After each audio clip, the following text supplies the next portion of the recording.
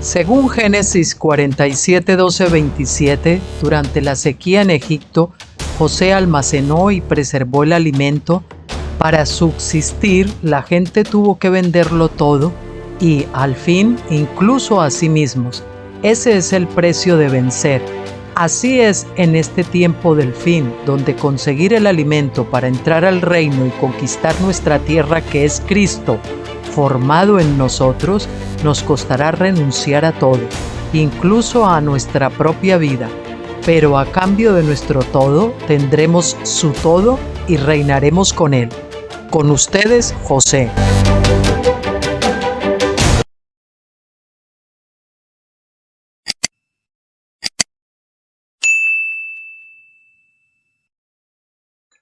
Hola amados, ¿cómo están? Hoy martes de nuevo con ustedes, 2 días seguidos porque mañana tengo una visita y probablemente no podría grabar, así que he decidido hacerlo hoy. Y bueno, pues vamos a continuar con ese post tan maravilloso que pusimos ayer de cuán hermosos son los pies de Bill Brighton, con la segunda parte, y vamos a terminarlo. Bueno, antes de nada, quiero también, aparte de darle el crédito, como ya le dimos a David Marín, por ayudarme a poder sacar el texto de imágenes con esa fórmula tan maravillosa que me ha podido permitir pues hacer este Word, o si quieren este OpenOffice que están viendo en la pantalla, y así poderlo sacar en PDF y poderlo corregir y revisar y ponerlo en un lenguaje que sea más legible, ¿no? Y bueno, pues también le tenemos que dar el crédito a nuestro querido hermano allí en Bogotá, Rafael Restrepo, que fue el que me lo envió. Yo ayer no me di cuenta que había sido él porque hace casi 8 años, fue allí por creo que el 14 de septiembre del año pasado, que yo lo puse en el blog Tabernáculos, y al mirarlo, pues resulta que me di cuenta que abajo pues sí le daba el crédito a Rafa. Entonces, bueno, Rafa, yo creo que te voy a pasar el vídeo a ti también, así que ya sabes, gracias porque hace 8 años tú lo pasaste, y después de 8 años pues viene muy a cuento, y ha pasado mucho tiempo como para reflexionar y para darnos cuenta de estas cosas. Vamos a ver, van a ver ustedes que hoy también se habla del cruce del Jordán, y a mí realmente cuando miro estos textos que me está tocando, y este blog de Tabernáculos y de Granero de José y los libros de tanta gente de Tabernáculos y de tantos precursores y todo esto de los libros de Stephen Jones y demás, y me recuerdo pues de esa revelación de Finisterre al borde del Jordán que el Señor me daba a mí pues hace unos 25 años más o menos o algo más, pues realmente uno se da cuenta que uno pues ha sido designado por el Señor pues precisamente para hablar de esto, ¿no? Así que con esa convicción me dirijo a ustedes y vamos a continuar. El epígrafe con el que continuamos se titula Pero vemos a Jesús. Hebreos capítulo 2 nos da a entender que se ha sujetado este presente mundo siglo a los ángeles caídos, pero que el siglo del cual Dios está hablando ha de ser sujetado bajo los pies del Hijo del Hombre. Esta era la promesa de Dios dada en el Salmo 8, pero Hebreos 2.8 dice, pero todavía no vemos que todas las cosas le sean sujetas, pero vemos a Jesús coronado de gloria y de honra. En efecto, todas las cosas son sujetadas al Señor Jesucristo.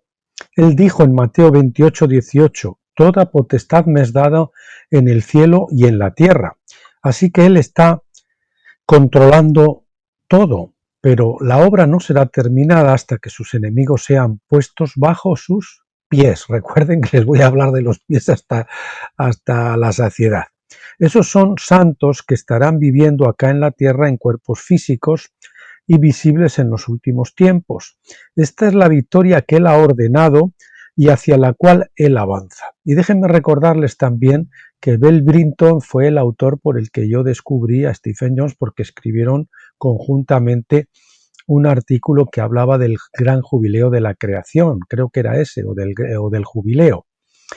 Y también quiero decirles que Stephen Jones no solo tuvo relación con Bill Brighton, sino que él viene de esa iglesia a la que dirigía, creo que era de la Alianza Cristiana y Misionera, él pertenecieron sus padres, su mamá era allí la que dirigía el coro y todas estas cosas, que era la iglesia de A.W. Tozer o Tozer, como lo quieran decir, se lo dicen en castellano, ¿no?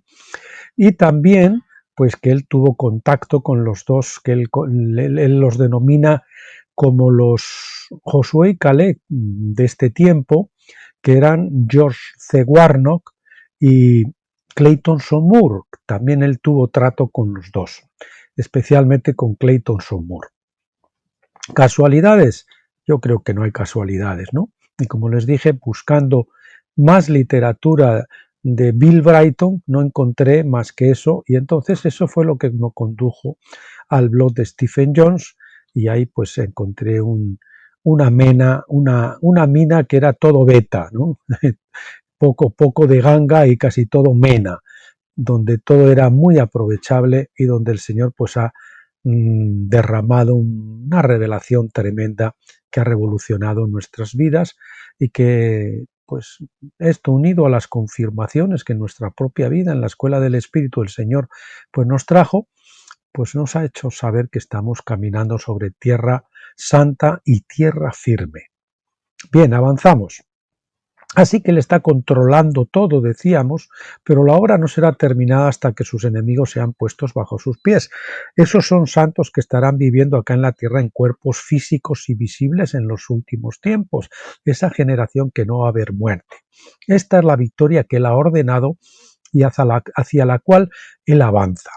Yo me doy cuenta de que la mayoría de los predicadores, bueno, y esto tiene que ser evidente, porque si va a haber una generación que no va a pasar por la muerte y que va a recibir el cuerpo glorificado en vida, quiere decir que esos son vencedores en vida. Es decir, ya han sido perfeccionados, aunque todavía no hayan muerto, y que aunque los santos vencedores que han muerto en otras generaciones resuciten primero, pues no sé, un tiempo más tarde, esos que estén viviendo sobre la tierra, quiera Dios que seamos uno de ellos, pues nos uniremos para conformar el cuerpo completo, el cuerpo de vencedores, ese remanente, la novia de Cristo. Repito, yo me doy cuenta de que la mayoría de los predicadores no pueden ver la posibilidad de semejante victoria gloriosa y por eso enseñan que ninguno de los santos jamás alcanzará ese estado de perfección y dominio en la tierra, pero como les digo, pues tiene que ser, si van a recibir el cuerpo glorificado es que han sido perfeccionados, de modo que tendrán que ser arrebatados al cielo para recibir sus recompensas y sus cuerpos glorificados, sin haber vencido sobre todos sus enemigos en este cuerpo. ¿Cómo va a ser, no? Entonces no sería posible. Esto es lo que dicen algunos, ¿no? Esta es una doctrina de temor y derrota que no cuadra en nada con el carácter de nuestro Dios. El dominio no puede y no va a venir sin la perfección, porque mientras que el enemigo tenga un dominio cualquiera sobre nosotros, no podremos entrar en la plenitud de Dios. Jesús dijo que Satanás vino y no halló nada en él.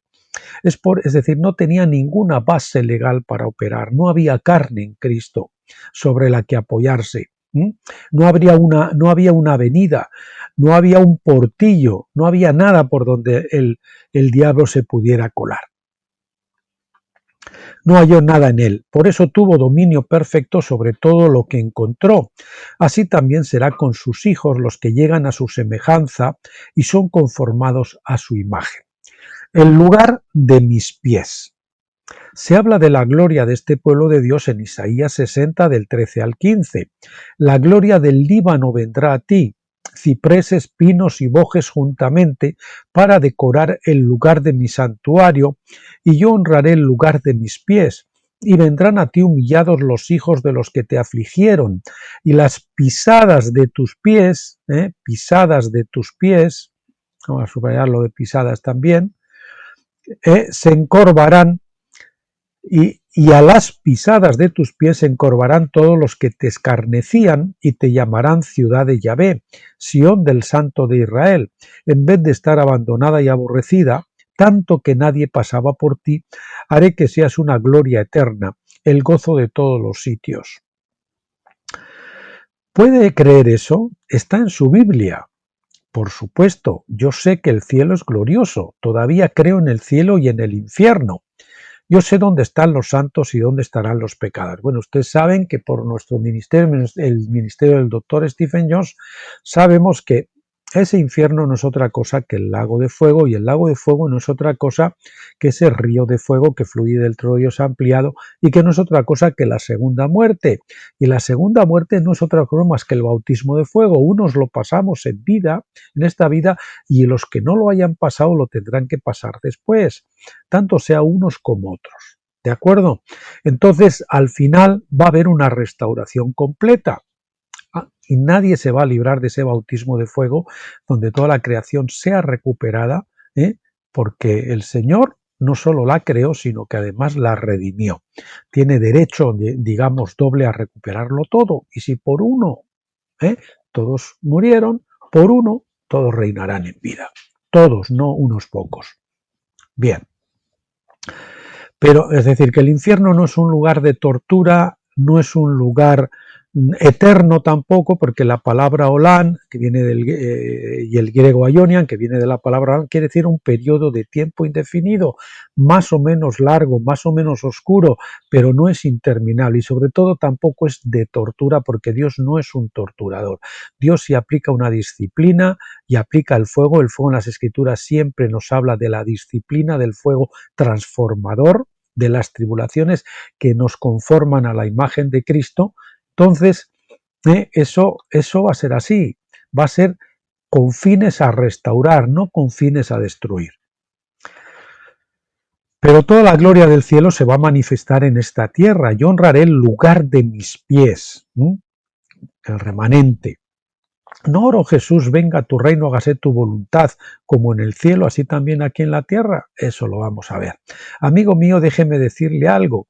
Dios está poniendo fin a este siglo malo, en donde el hombre se ha rebelado contra Dios y Satanás ha obrado desenfrenadamente en esta tierra.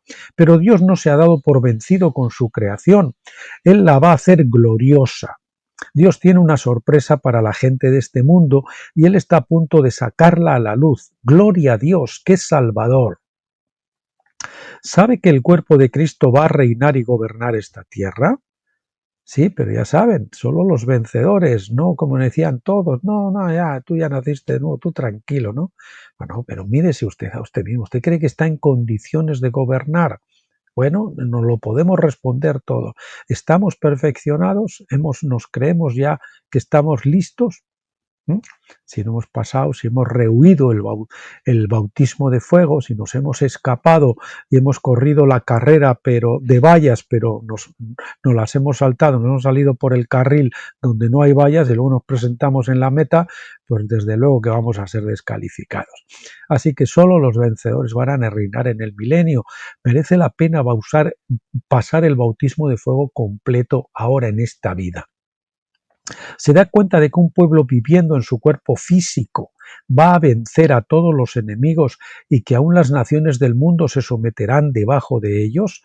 Lea el Salmo 47.3, donde dice, Él someterá a los pueblos debajo de nosotros y a las naciones debajo de nuestros pies. Entonces la compañía de los pies de este glorioso cuerpo de Cristo someterá a las naciones bajo el reino de nuestro Señor Jesucristo, Rey de reyes y Señor de señores. Pero primeramente nosotros tendremos que someternos completamente a Él. Si no hay primero sometimiento completo, rendición completa, no hay sepultura, no hay muerte a la carne, no hay vida de resurrección y no hay madurez hasta la filiación completa. Eso está claro. Eso tiene que venir primero, sobre ese remanente al menos. Los pies y el trono. Y me dijo, hijo de hombre, este es el lugar de mi trono, el lugar donde posaré las plantas de mis pies, en el cual habitaré entre los hijos de Israel para siempre, y nunca más profanará la casa de Israel mi santo nombre. Ezequiel 43:7. Aleluya. Aquí Dios dice que tiene su trono y su morada en la compañía de los pies. Sí, Dios tendrá un pueblo por el cual Él va a reinar soberanamente aquí mismo en esta tierra. Gloria a Dios. El pueblo que vive en esta tierra ha sido corrompido por el pecado. Y triste es decirlo, aún los que son llamados por su santo nombre no han escapado, pero Él está separándolos de todo pecado y estableciendo su trono en ellos, reinando sobre ellos completamente y morando en ellos. Alabado sea Dios. Hemos pensado mucho acerca del trono de Dios, mayormente de nuestro deseo de sentarnos con Él en su trono, para gobernar y reinar sobre la tierra, pero no reinarán los hijos de Dios, es decir, la compañía de los pies aquí en la tierra, hasta que Él haya establecido su trono en ellos, con lo que ello supone, que lo acabamos de decir, porque hasta que usted se haya sometido completamente al Señor, Él no le sujetará el mundo a usted, no tendrá la autoridad, no tendrá el poder que viene con esa autoridad. Yo sé que su trono está en los cielos, yo sé que se hace su voluntad en el cielo, pero espero ese tiempo cuando su trono opere en la compañía de los pies, un pueblo en la tierra, y su voluntad sea hecha en la tierra como en el cielo. Entonces veremos el mundo con todos sus sistemas caóticos, sujetado a Dios y a sus hijos. Entonces los reinos de este mundo llegarán a ser de nuestro Señor y de su Cristo. Alabado sea Jesús. Entrando en la herencia. Moisés guió al pueblo de Israel a través del Mar Rojo y lo llevó a Sinaí, al Sinaí, y estableció el orden divino para aquella multitud desorganizada de esclavos. Él les dio las leyes de Dios y empezó a enseñarles a andar en los caminos de Dios. Mediante el ministerio de Moisés, Dios les dio maná del cielo y agua de la roca. Él los sostuvo por 40 años en el desierto y crió una nueva generación que no codiciaba los puerros ni los ajos de Egipto. Él trató severamente con la rebelión de aquella generación vieja. La rebelión, vamos a subrayar eso, la rebelión de aquella generación vieja. El hombre viejo es rebelde, es carnal. En Pentecostés no hemos muerto completamente a la carne y por lo tanto hay rebelión en el corazón. Hasta obtener un pueblo que anduviera en obediencia y fe. Pero Moisés nunca introdujo al pueblo a su herencia prometida. Le tocó a Josué hacer eso. En Josué 1, del 2 al 3 leemos: mi siervo Moisés ha muerto. Ahora pues levántate y pasa este Jordán. Lo que les decía antes, pasa este Jordán. Esta es una de las claves. Hay que morir a la carne. Eso supone cruzar el Jordán. Tú y todo este pueblo a la tierra que yo les doy a los hijos de Israel. Yo os he entregado, como lo había dicho a Moisés, todo lugar que pisare la planta de vuestro pie. Note que la tierra prometida estaba delante de ellos. Su herencia era ya visible. La parte que Dios les había entregado era solamente la que pisaran las plantas de sus pies. Por lo tanto, nadie que no haya pisado primero esa tierra la puede reclamar. Recuerden eso. Este es un cuadro llamativo del cuerpo de Cristo. Hebreos 6:12 nos dice que estaban los que por la fe y la paciencia heredan las promesas. Pero Hebreos 11:13 dice que los que murieron en fe no recibieron lo prometido, sino que lo miraban de lejos. Como Abraham y compañía, ¿verdad? Lo miraban de lejos. Hebreos 11, del 39 al 40 dice que los que murieron no recibieron lo prometido, sino que necesitaban un pueblo que en el versículo 40 es llamado nosotros, para poder llegar a su perfección completa junto con nosotros.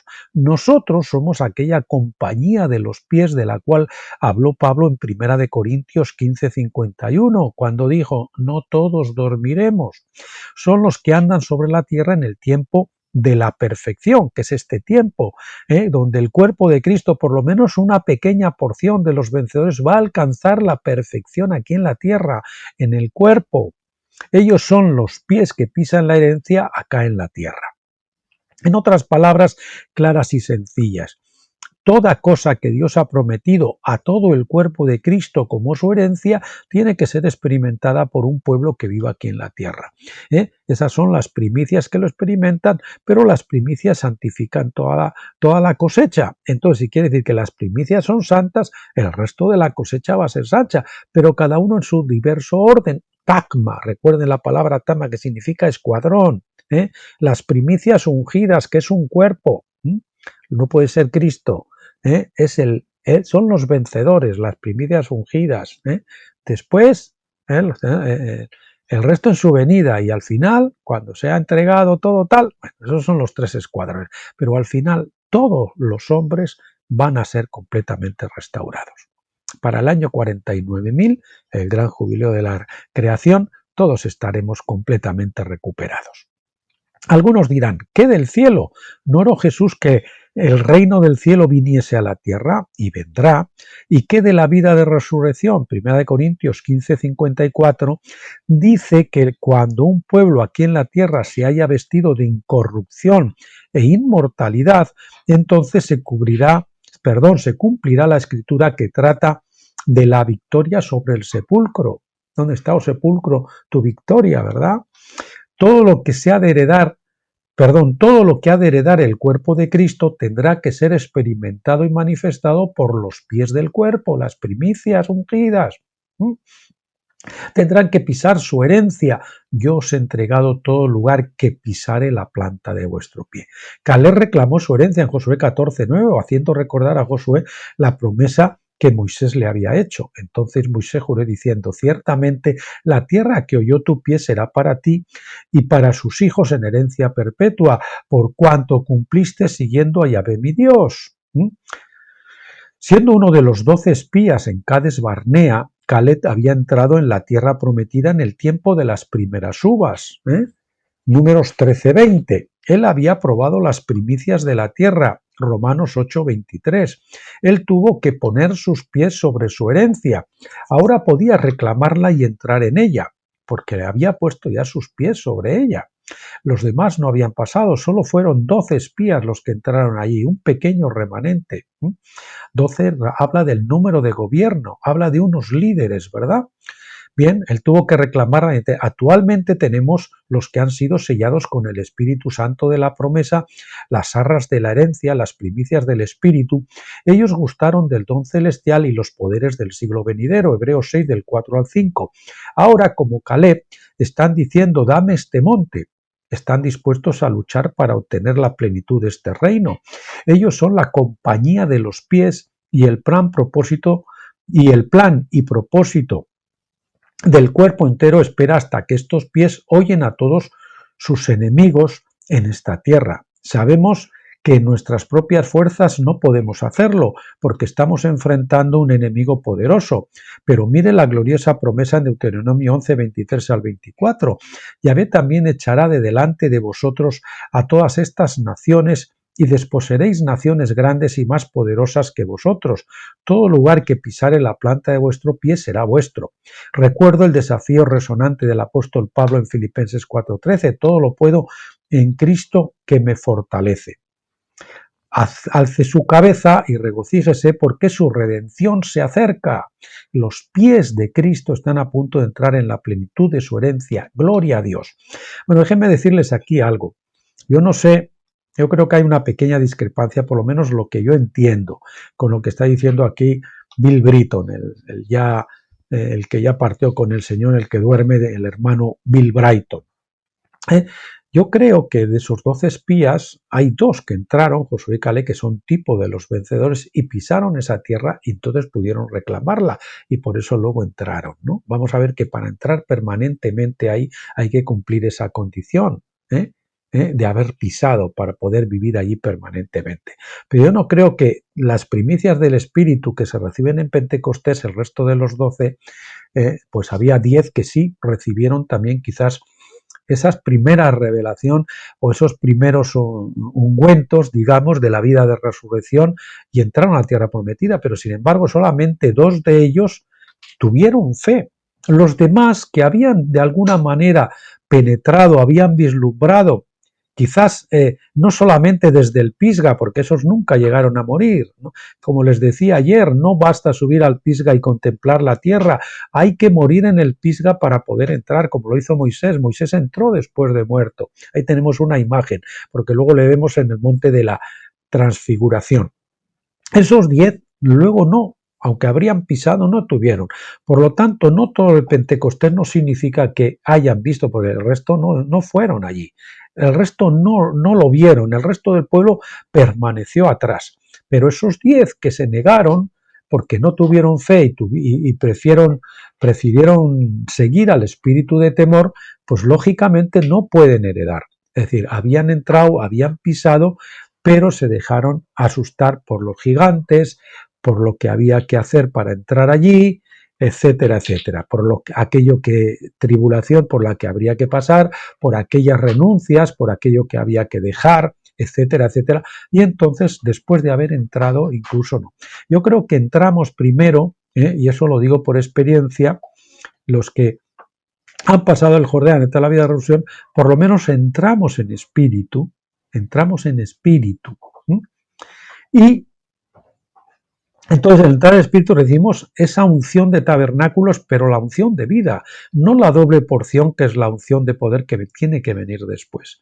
Pero sí, por lo menos en nuestros espíritus podemos recibir la unción de tabernáculos, la unción de vida. Pero son aquellos que no, que realmente han estado dispuestos a seguir al Señor hasta el fin. No que entraron, pero después se echaron para atrás, ¿verdad? Aquellos que a lo mejor fueron y salieron, pero después de haber tocado se volvieron para atrás y dijeron, uy, madre mía, tenemos que luchar y tenemos que hacer esto y lo otro y lo más allá, pues mejor nos quedamos atrás. Bien. Bueno, pues vamos avanzando. El vencedor. Como le digo, es mi opinión personal. Yo creo que quizás había que aclarar un poquito esa idea. El vencedor. Hay un gran desierto que atravesar. Israel estuvo allí por 40 años, pero en todo ese tiempo, según Nehemías 9:21 y Deuteronomio 8:4, sus pies no se hincharon.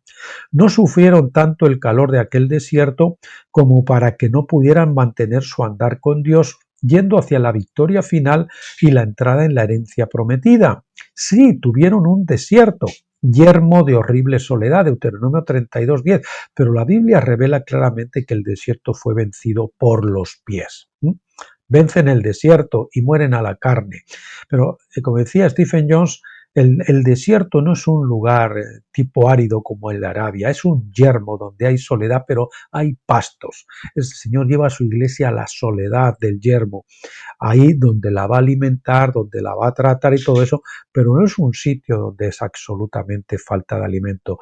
Ahí es donde precisamente la palabra es revelada y la palabra es escrita en nuestros corazones y donde aprendemos la obediencia a la palabra. Perdón. Hay un sistema babilónico que vencer. Dios ya ha decretado su caída y en cuanto a Dios ya está hecho. Pero Él va a permitir que su compañía de los pies oye a Babilonia. Oye Babilonia, ¿verdad? Es decir, pise a Babilonia. Este sistema babilónico será destruido por un pueblo manifestando la plenitud del Espíritu aquí mismo en esta tierra. Bien. En Isaías 14, del 24 al 26, dice, Yahvé de los ejércitos juró diciendo, ciertamente se hará de la manera que lo he pensado y será confirmado como lo he determinado, que quebrantaré al asirio babilónico, es decir, al babilónico. Lo que está entre paréntesis no pertenece al texto, sino que ha sido agregado, obviamente. En mi tierra y en mis montes, es decir, mis hijos, son montes, lo hollaré, y su yugo será apartado de ellos y su carga será quitada de su hombro. Este es el consejo que está acordado sobre toda la tierra. Dios no va a echar fuera a Satanás solamente del cielo, sino también va a vencerlo aquí mismo en la tierra. Y recuerde que lo que se recoge primero es la cizaña. Nadie se marcha de aquí del cuerpo de Cristo y le deja esto a Satanás para que campe por sus anchas. Es al contrario, es la cizaña lo que se recoge primero. Lea el Evangelio. Dios lo va a hollar bajo sus pies. Eso es permitir que un pueblo, viviendo acá en la tierra, manifieste una victoria completa sobre Babilonia y sobre toda obra satánica. Jeremías declara esta victoria sobre Babilonia en los capítulos 50 y 51. Escuche estos versículos. Voz de los que huyen y escapan de la tierra de Babilonia para dar en Sión las nuevas de la retribución de Yahvé nuestro Dios, de la venganza de su templo. 50-28, ¿verdad? El capítulo de Jeremías 50:28. Acuérdese que vamos a citar Jeremías en lo sucesivo. Acuérdate, amado, acuérdese, vamos a ver que estamos usando el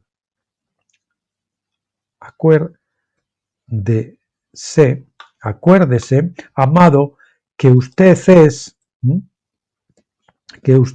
es el templo de Dios. 1 Corintios 3:16, 1 Corintios 6:16. Limpiad las saetas, embrazad los escudos, es decir, la fe.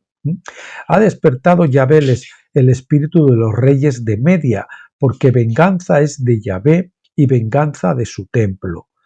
Versículo 51, capítulo 51, versículo 11. Reyes de Media, recuerde que los reyes del oriente actuales, Rusia y China, Darío de Media, Rusia, y Ciro de Persia, China, son los que derrotan a Babilonia, y lo estamos viendo en las noticias. Ya hoy eso no lo puede negar nadie.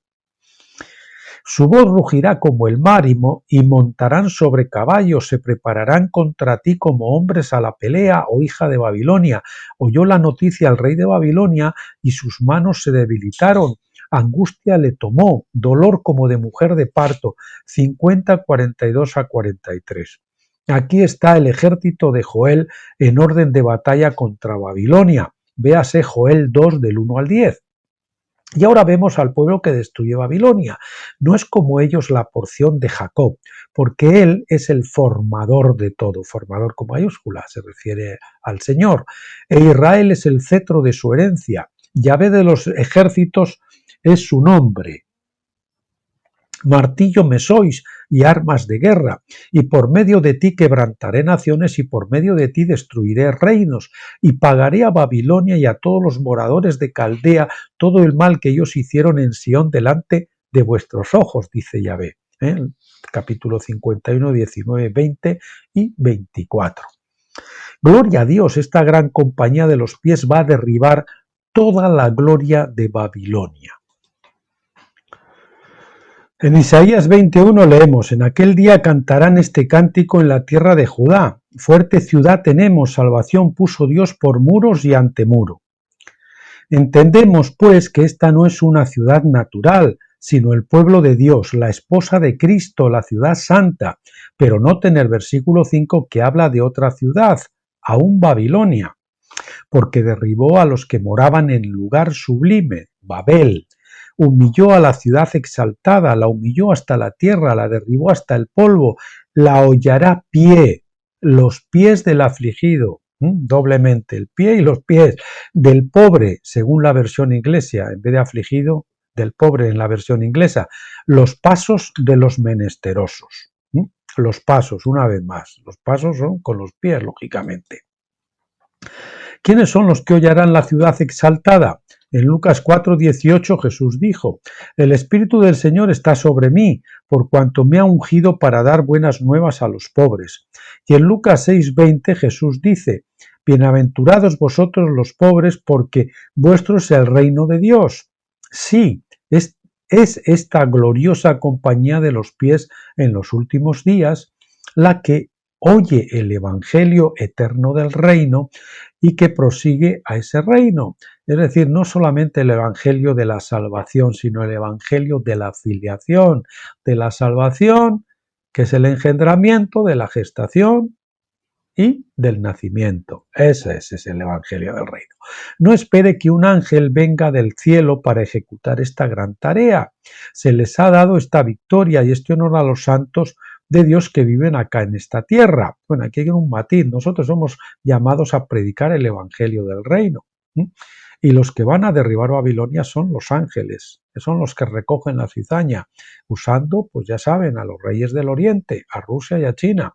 Esos son los que van a derribar Babilonia, lo están haciendo. Y yo les puedo asegurar, es decir, Bill Brighton, que los santos que ya han ido por el camino del sepulcro se regocijarán con los pies en este triunfo glorioso. 1 Corintios 12:26. Note lo que dice en 1 Corintios 12:23. Y a aquellos del cuerpo que nos parecen menos dignos, A estos vestimos más dignamente, y los que nosotros son menos decorosos se trata con más decoro. Sí, cuán hermosos son los pies. La muerte es vencida por los pies. Sabemos que la Biblia nos dice que no todos dormiremos. Esta es la verdad absoluta y final, pero ¿cómo va a suceder? ¿Enseña la Biblia algo sobre la muerte y la compañía de los pies? Sí, lo enseña.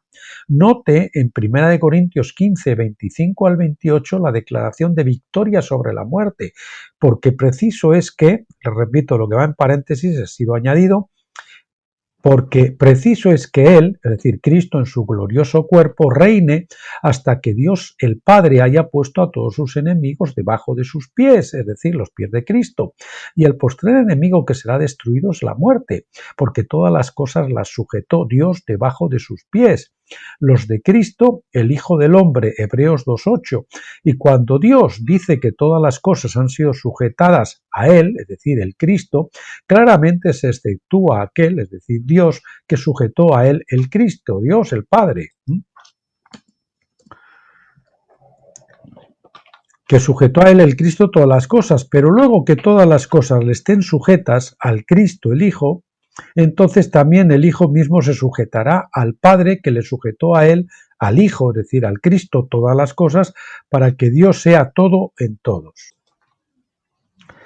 De modo que Dios declaró que no sólo la muerte sería vencida por su Hijo, sino que también sería puesta debajo de sus pies. Así que un pueblo viviendo acá en la tierra manifestará claramente una victoria sobre la muerte. Está bien para un joven que aún no ha llegado a su plena madurez declarar que ha vencido la muerte, reclamando salud divina en su cuerpo, pero déjeme ver a uno en quien el proceso de envejecimiento sea ya claramente visible, uno que muestre los efectos del principio de la muerte obrando en su cuerpo.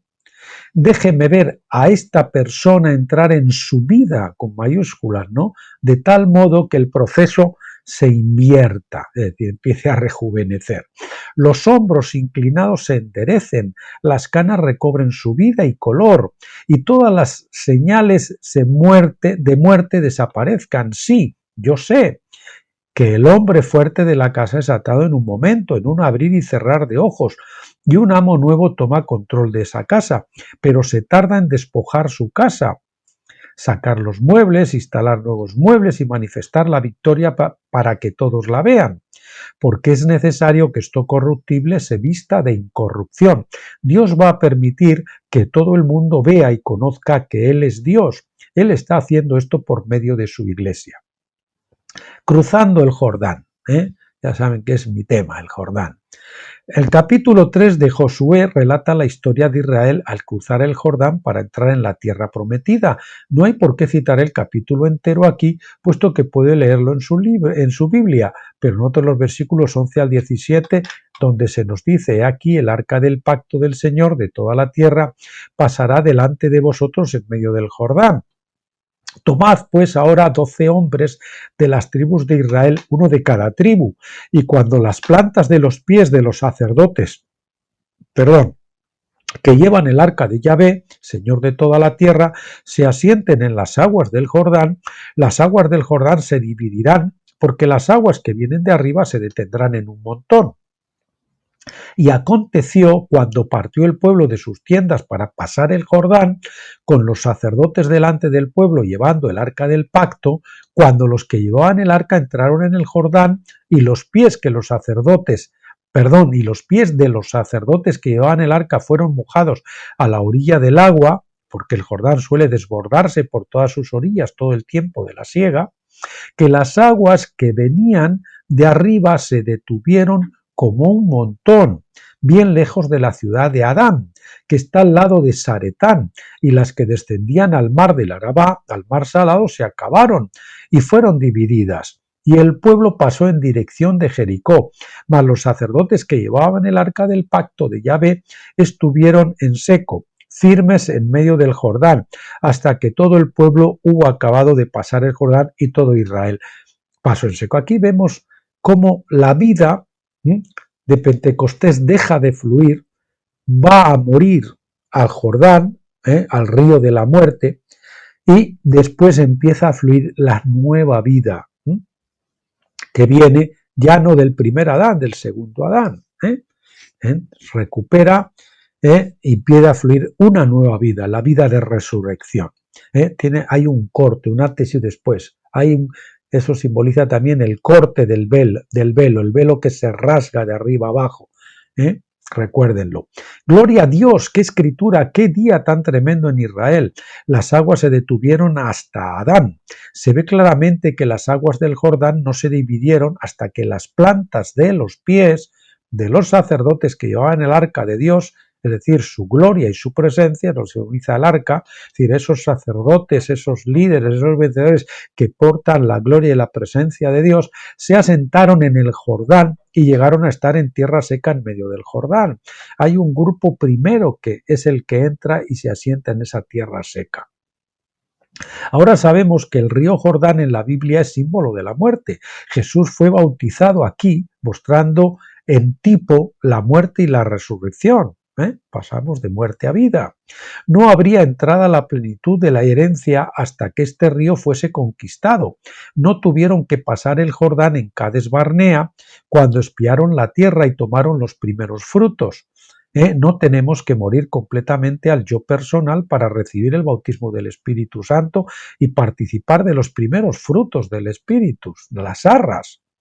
Pero para entrar en la tierra prometida, escuchen, y permanecer allí, es decir, entrar en la tierra prometida de forma permanente, al menos en espíritu, como les contaba antes, hay que pasar el Jordán. Esto significa una muerte al yo personal, a la carne, y a una derrota de la muerte natural. Cuando estamos en Pentecostés, estamos en el desierto, simboliza el desierto, significa la vida almática.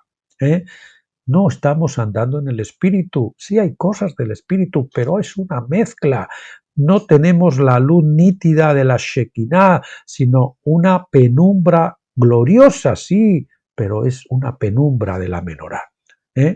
Más potente que la luz del sol en el atrio de la Pascua, pero todavía no llega a la plenitud de la profundidad y la nitidez de la luz de la Shekinah en el lugar santísimo de tabernáculos. Bien, esto significa una muerte al yo personal, como decimos, a la carne, y la derrota de la muerte natural. Tiene que haber un sacerdocio que lleve su gloria, su presencia, y los pies de este cuerpo de sacerdotes tienen que asentarse en el Jordán. Luego todo Israel vencerá la muerte. Luego todo Israel vencerá la muerte, pasará el Jordán y entrará en su herencia, y no antes. Hay primero un grupo que va a preceder al resto, ese remanente. El resto lo cruzarán después. Oh amigo, tal vez no pueda creer en tan glorioso cuerpo de gente como estos hijos manifestados de Dios, este sacerdocio de Melquisedec, pero debe creer que hay tal cosa porque de ello depende su herencia. La promesa fue dada a Abraham, pagada por Jesús en el Calvario, pero todavía está reservada en los cielos, encubierta a nuestra vista, hasta ser manifestada en el tiempo postrero. Primera de Pedro 1:5. Ahora estamos viviendo en el día de ese descubrimiento o manifestación. La realidad manifestada o realidad manifestada. Note que en Lucas 24 del 39 al 40, cuando Jesús quería convencer a sus discípulos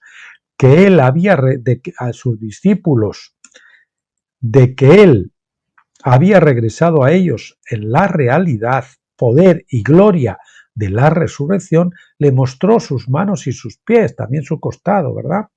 No dijo, mirad las marcas de mi cabeza hechas por la corona de espinas, sino que dijo, mirad mis manos y mis pies, que yo mismo soy. Es decir, los crucificados, los pies crucificados, ¿verdad? Y en este día de su venida, Él manifestará sus pies tal como sus manos o ministerio y declarará que ha regresado en el poder de la resurrección.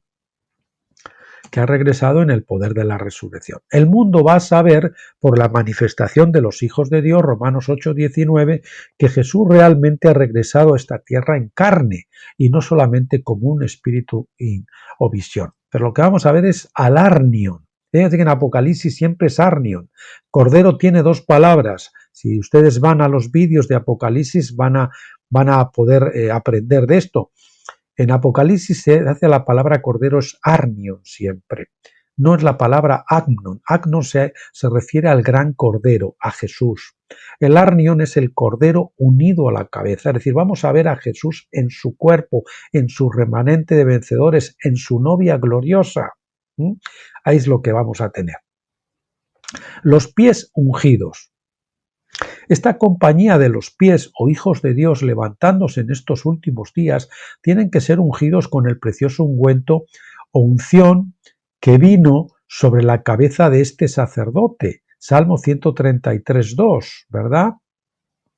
Sabemos que Jesús fue ungido por el Espíritu sin medida, que tenía los 7 espíritus de Dios, Isaías 11:2, pero ¿qué del resto de su cuerpo? Pablo nos dice que tenemos solamente una medida de fe y conocemos en parte. ¿Es posible que Dios haya ordenado que un pueblo viviendo en esta tierra sea ungido con este ungüento precioso que la cabeza recibió? Sí, gloria a Dios, lo es, ¿de acuerdo?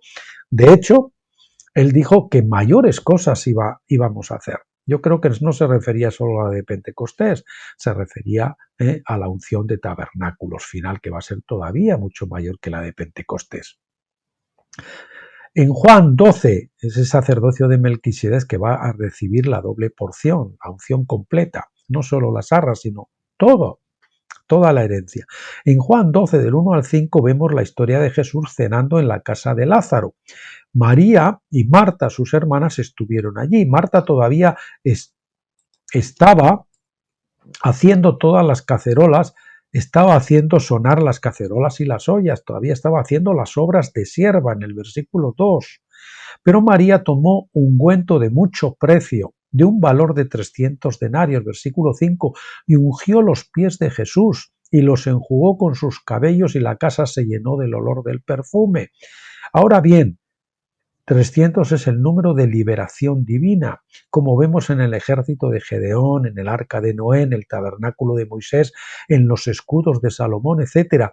Lo que vemos aquí es que la compañía de los pies de este glorioso cuerpo de Cristo recibe una unción especial para la liberación de la creación que está gimiendo. Romanos 8, 21 al 23. El cabello de María nos habla de la sumisión de la iglesia verdadera a esta compañía de hijos ungida, es decir, la sumisión de la iglesia a estos pies, a este remanente de vencedores.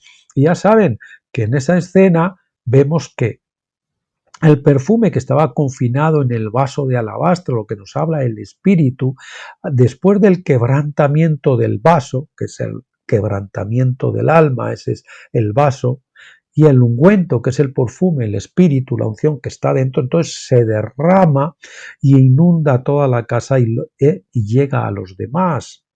Ese es el asunto. Ese remanente son los que han quebrado, como vemos también en Gedeón, cuando las vasijas de barro eran quebradas, entonces la luz de dentro salía y se veía.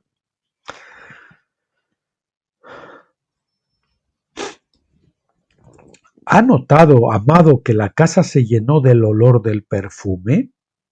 Déjeme decirle que el hedor pútrido de un mundo moribundo será cambiado cuando esta compañía de los pies ponga a todos sus enemigos bajo el cuerpo de Cristo. El hedor de odio, temor, decepción, mentiras, homicidio, dolor, tormento, muerte, tumultos, guerras, etc., será reemplazado por la fragancia de este precioso ungüento. La fragancia de su presencia, su gloria, su verdad y su amor llenarán toda la tierra. Gloria a Dios, alabe a Jesús. Él lo llevará a cabo por medio de su iglesia triunfante y victoriosa. Sus pies entrarán en cada campo de batalla en la vida humana y hollarán a todo enemigo. Ellos andarán sobre las cumbres de los montes. Quien hace mis pies como de ciervas y me hace estar firme sobre mis alturas. Salmo 18:33, el libro de Hannah Hurgar, pierde ciervos en los lugares altos, se lo recomiendo. Es que han aprendido a andar por las cumbres, por encima de esos cerros, los lugares y situaciones escabrosas, porque tienen la unción del Santo. Gloria a Dios, cuán hermosos son los pies.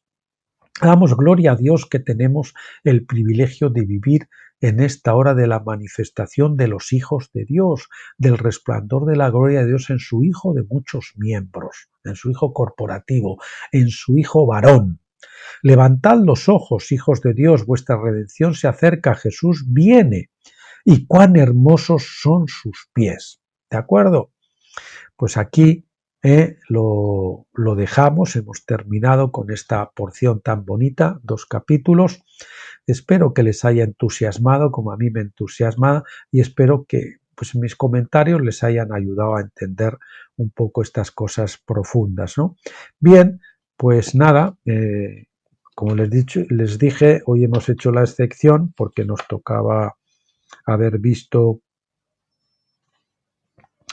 ya el otro libro de Stephen Jones que comenzaremos el próximo día, no sé si será El trigo y los agnos de Pentecostés o alguno de esos que están ahí destacados en el libro de la derecha o alguno otro de los libros reeditados que están sin grabar. Tengo que decidir cuál va a ser el que veamos para el próximo día, que puede que sea mañana difícilmente, pero si no ya será el jueves o viernes. Hasta entonces, queridos amigos y hermanos, ha sido un gusto estar con todos ustedes. Les bendigo en el nombre del Señor y les emplazo a todos a que estén con nosotros el próximo día, en el próximo vídeo, Ministerios Graneros de José, aquí para servirles. Hasta entonces, que Dios les bendiga, pásenlo bien.